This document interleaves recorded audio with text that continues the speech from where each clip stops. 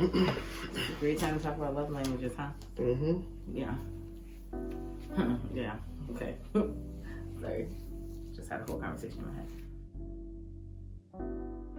So everybody, I'm Mike. And I'm Kay. And we're Blacks to the Future. Why are you doing that? So this week we decided to talk a little bit about the love languages. The 5 love languages. I can't even speak. How do you say it, babe? 5 love languages. Yeah, what's the guy that wrote the book? 5 love language guy. Yes, 5 love language. I can't talk. That guy that wrote the book.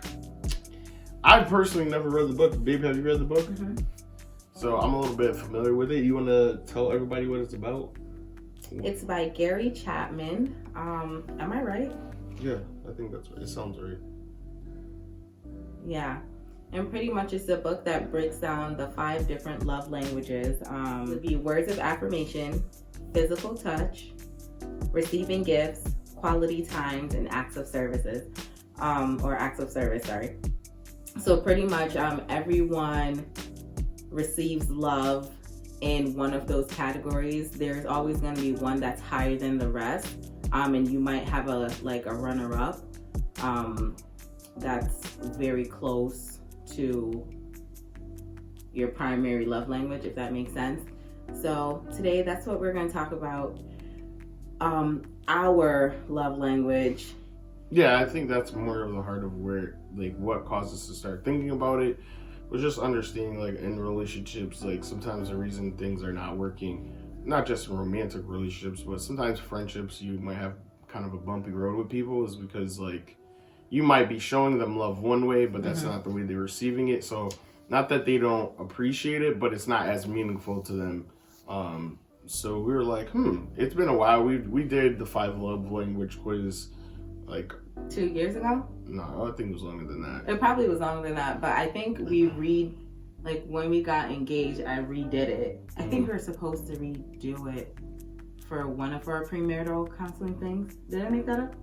Yeah, I don't remember us doing it. I don't remember us doing it for premarital counseling. But I think we did it before that. Yeah, we did it before, and I did it.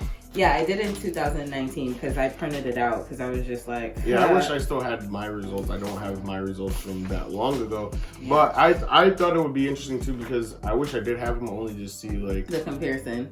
Yeah. Before marriage kind of where I was. Yeah. And I kind of do remember some of it, like generally speaking. Like I don't remember the percentage breakdowns, but yeah. So, just seeing where we were. And then do you remember where you were in 2019? Yeah, I was like year 2. Sorry. No, I believe the higher ones, and actually it's probably no, it's not the same. I know physical touch was higher, and also I want to say words of affirmation. I believe it was. That's your higher ones. My 2 highest ones were quality time and acts of service, which I was very shocked by. Like physical, so quality time, I got 11 points for that. Acts of service 7, and physical touch 2. All this time, I thought my top 2 was quality time and physical touch. I was actually surprised to look at the one from 2019 and realize that acts of service was the second one, but because of who I am and my personality, that actually makes sense too. So my top 2 now, yeah. So my first one is quality time, where I had 30%, and then my second runner-up was a tie between physical touch and acts of service. I got 23 on both of them, and then words of affirmation came in second to last, and the last one was receiving gifts. You don't have to give me a gift. To me, I appreciate it. When my husband brings home, flowers, or I come home and there's flowers on our bed and the house is clean. No, that's not gifts. That's acts of service. My highest one was quality time, and then also, I think words of affirmation were up there. Actually, hold on, let's see. Because I don't have it was on my phone. Yeah. It was quality time, words of affirmation, physical touch, and I believe receiving gifts. No, physical touch and acts of service were the next. What were your top three in that order? Quality time?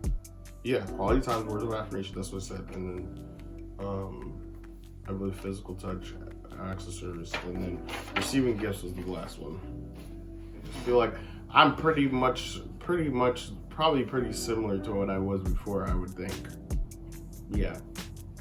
I mean, I'm the type of person, like, I'd rather, like, be around somebody or do something with somebody than anything else. Like, I find the times in our relationship most meaningful to me were those times. Or, like, when we go and do things together. So, it makes sense. Yeah. I'm very similar, too. Like, so what I realized for me, and it's interesting because I was reading it. Let me just read you what it says. So, for my primary one is quality time. So it says, your primary love language is quality time. So it says, quality time, there's nothing that says I love you like full undivided attention. Being there for this type of a person is critical, but really being there with the TV off, forks and knives down, and all chores and tasks on standby. Make your significant other feel truly special in love.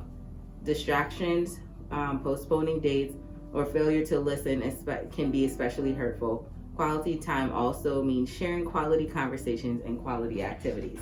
So I was just like, yeah, I do love, the whole thing of quality time or whatever.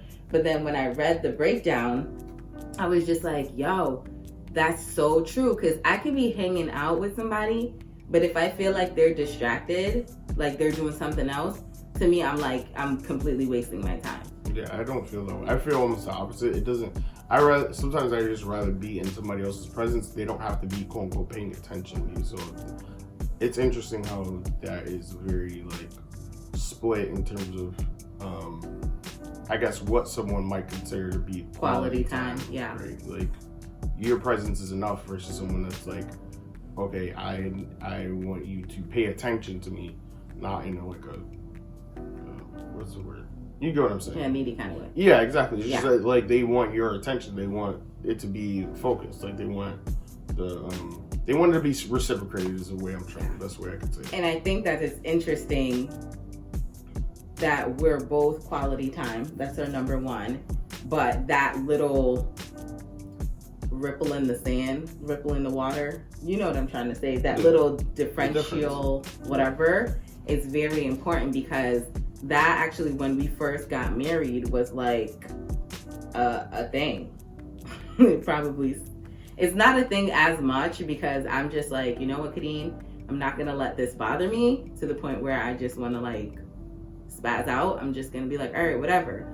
But even understanding what your definition of quality time is versus mine gives me a little bit more understanding as to when I'm just like, Michael, put down your phone. I'm trying to spend time with you. You're like, bruh, I'm right here. And I think too, it's like, it also depends on the situation. If we're having a conversation that's completely different, if we're both sitting in the room just chilling together, like to me, it doesn't necessarily warrant me to like be up in your face necessarily. That's the best way I can put it. Like, so maybe you're waiting for me to say or do something to strike up a conversation or whatever have you, but that's not how I'm looking at the situation. Like, if the moment you start talking to me, I'm gonna pay attention to what you're actually saying. That's not necessarily true, but I understand what you're saying. Okay, yeah, that's what I'm saying, and that is for the most part true. If you're talking to me and you're trying to tell, and you're actually having an actual conversation with me, I'm not paying attention to you. Okay. Not all the time. Maybe we have to reshoot. And then, so what I've noticed being married from being single, actually, because it hasn't really changed that much. I guess there's not much of a difference regarding like physical touch being the second one and acts of service being at a tie with that. Like, if Michael's not touching me, I don't feel like he loves me. Is that not okay to say? That's literally how I feel. Like, and he doesn't really have to do anything. He could just put his leg on me or put his hand. I do have to do something. I'm saying you don't have to do like a lot. Like, you don't have to like be rubbing on me, but you could just like just a soft. That is true. That's true. It's true. Not true. It is true. Not true. Whatever. But I do like some kind of touch, like right now, us sitting close, I feel okay with that. Most of the time I would try to like do that to you because I like the closeness of, I just like feeling close to you. I don't know why. I like feeling close to anybody. You're a touchy-feely person. I'm extremely touchy-feely. And your like, family is touchy-feely. All right, leave my family out of this. No, but it's true. That my family makes it. That's why you're. That frames why you are the way and you are. God bless me with my in-laws who are also touchy-feely, so that works. Michael's the only one that's not very touchy-feely. Go ahead, Michael. Tell them how you feel about touching and feeling. Yeah, don't touch me. Yeah, Michael doesn't like to be touched. So, which brings us to... Everything has the right place at the right time. Just don't, like, just don't touch me. So, do you guys understand my pain? No, I'm not in pain, but it's like I have to now to connect with him in that kind of way. I feel like I have to be like, okay, yes, Kadeem, this is, stop feeling on him. Like, you're probably making him uncomfortable. Do I make you uncomfortable? No, it's not about uncomfortability. It's about you just want to touch and feel when you want to touch and feel. But when it's me, then if you're not... That's not true. It is true, babe. That's not true. You can always touch me. No, I can't. If I'm cooking, then don't, like, I'm doing something. And it's the same exact thing. But you're not, if we're just sitting here watching TV, you're not about that life. You're not. That's not true. That's not true at all. And most of the time, I let you touch and feel on me more than anybody else. And we mean that in the most appropriate way. We're not trying to. It's not like I throw you off me. Unless I am doing something. And you know when I start getting serious, like, babe, stop. I'm trying to do something. I'll just tell you point blank. He does tell me point blank, and I have a hard time listening when it comes to me expressing love to him. It's almost like I don't hear him, but that's so terrible. Please hear your spouse. Listen to your spouse and hear your spouse. If they don't want to be touched, don't touch them. Like, that's just point blank, period. Acts of service. That's a tie with my physical touch. So what I've been noticing more than ever, like before, I never even thought twice about acts of service, but I guess it does make sense when I think about it. Like, if I come home and the kitchen's clean, it literally means so much to me. Like, I'm just like, bruh, like, he took time out of his day to wash up the dishes and clean the kitchen. Like, what? Or like, I get up and leave for work before Michael does. So when I get home, like, the bed is always made. And I know for some people it's like, duh, you get up, you make your bed. But it's just like, oh, like, I don't know. Little stuff like that just gets to me. Or like, if we're finished eating dinner and you pick up our plate, like both our plates, I'm just like, and I didn't realize how much it mattered to me until I got married. And I'm just like, wow, that really makes me feel good. Or if he doesn't do it, like, if we're finished eating dinner and he picks up his plate and put it in the sink and not mine, I'd be all in my feelings. And he'd be like, what's wrong? I'd be like, nothing. But that bothers me. I don't know. One person gives love is not necessarily the way that they receive love. Like for Michael, words of affirmation is like one of his love languages. So I know for him to feel loved, like, I know, like, there's certain things I need to say to affirm him, to make him feel like, yo, I see you, I appreciate you, I value you, don't think, I don't see all the things you do. And that obviously, right, makes you feel appreciated, right? I don't want to speak for you. I mean, you're doing a great job, so go ahead.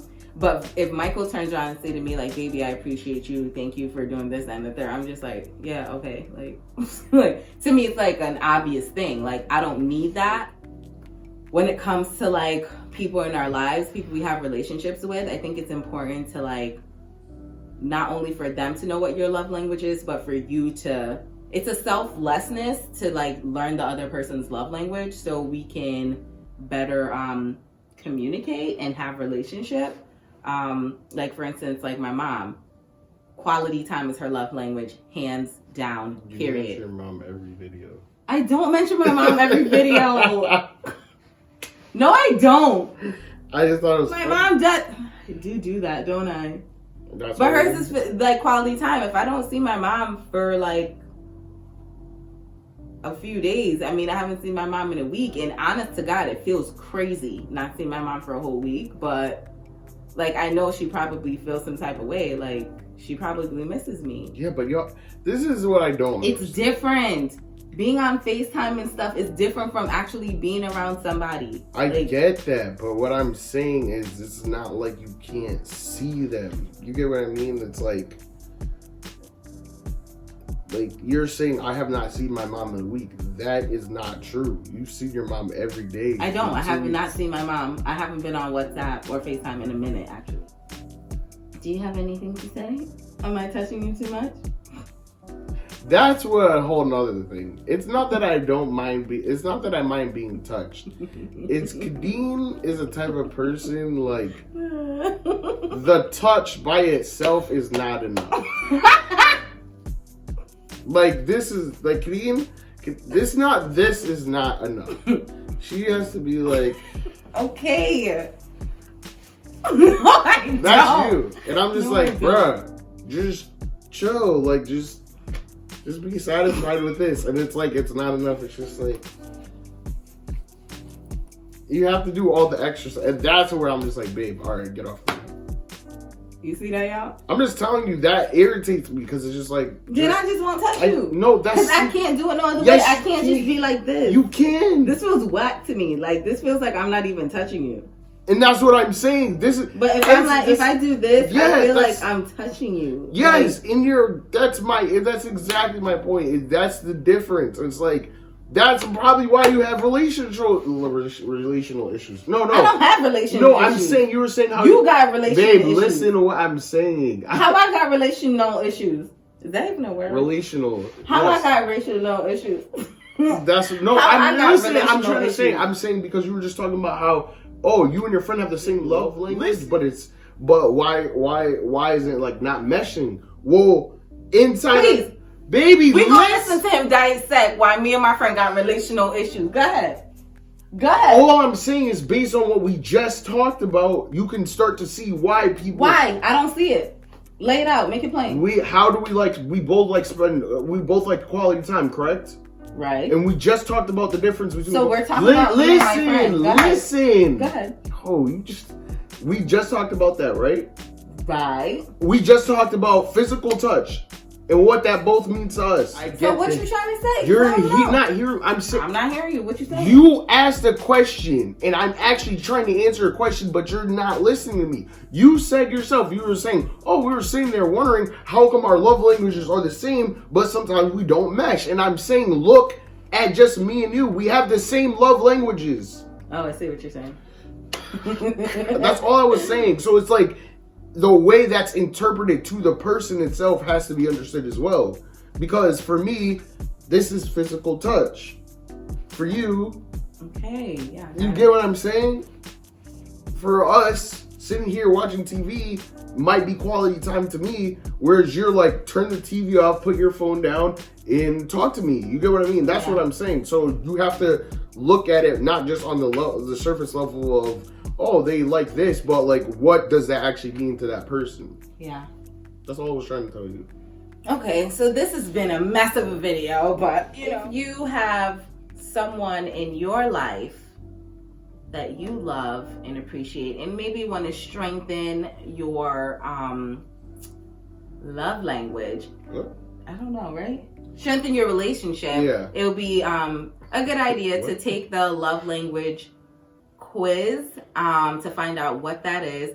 And also, there is a love language apology quiz as well. Why didn't you bring that up? I have that, but I want to save that for another video because that is That probably actually is a good video to talk about, like reconciling in a relationship. Reconciling in a relationship. Maybe that's not the best word, but like, but it is a good that's word. what I'm saying. Yes. Yeah, because that's like a whole nother that is a whole nother thing.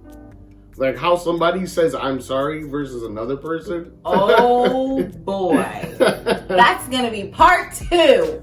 Okay, so you take the quiz and make sure your partner, your significant other, or even a friend or your parents or your siblings, have them take it to find out what their love language is, so that when we are giving love and receiving love, we can understand each other. Is that good? That makes sense, right? Yeah. We can understand each other. It's important, okay? It's important. It's selfless and it's important. I'm done talking. All right, thanks everybody for watching this week's episode. Hopefully, video. This week's episode. I don't know why I did that. This week's video. I hope you got something out of it. And share, subscribe, comment, and tell us about how you feel about your love language if you know what it is. And we will see you next time.